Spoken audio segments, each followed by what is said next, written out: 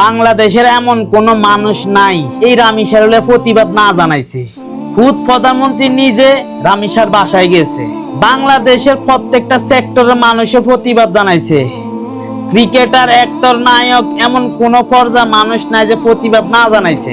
এরপরও যদি রামিসার বিচার না হয় তাইলে আর বাংলাদেশে কোনোদিনও বিচার হবে না। এটা লিখকেলন বাংলাদেশে এর আগে কখনো বিচার হয় নাই, এখনো হবে না। এত কিছু করার পরও যদি বিচার না পায় রামিসার বাবা মা, তাইলে বাংলাদেশ আর কোনো শুনতে বিচারে আশার করবেন, কোনো শুনতে আর করবেন না।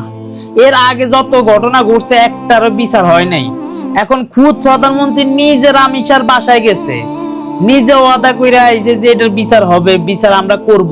যদি এর পরও না হয়, এরপরও যদি বাংলাদেশের মানুষ এটা ভুলে যায়, কয়দিন পরে বড় একটা ঘটনা ঘটার পরে যদি এটা ভুলে যায়, দামাচাপা পইরা যায়, তাইলে এটা দোষ সম্পূর্ণ সরকারের নিতে হইব।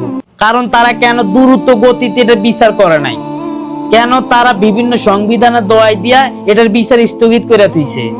কোন সংবিধান দেখার দরকার নাই, নগদ এটার বিচার করে দাও।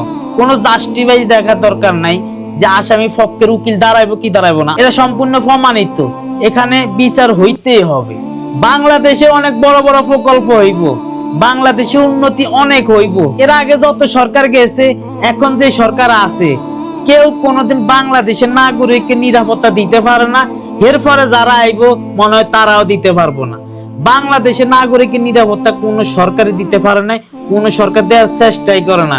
কারণ এই যে আমাদের আইন কানুন ব্যবস্থা খুবই দুর্বল, যার কারণে আমাদের বিচার হইতে অনেক সময় লেগে যায়।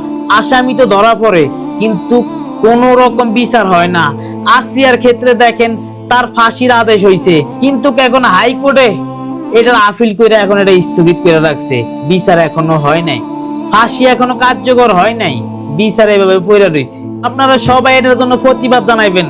প্রতিবাদ যদি ভিডিও বানায় না জানাইতে পারেন তাহলে ভিডিও শেয়ার করে দিবেন, যেন সবাই জানতে পারে এই বিষয়গুলা সবাই জানতে পারে, যেন সবাই প্রতিবাদ করতে পারে। এটার বিচার আমরা চাই, বিচার হইতেই হবে। বাংলাদেশের মানুষের নিরাপত্তা আমরা চাই। শুধুমাত্র এই একটা ঘটনা ঘটছে বিষয়টা এমন না, এর আগে অনেক ঘটনা ঘটছে, একটারও বিচার হয় না আজ পর্যন্ত। এগুলার বিচার হইতে হবে।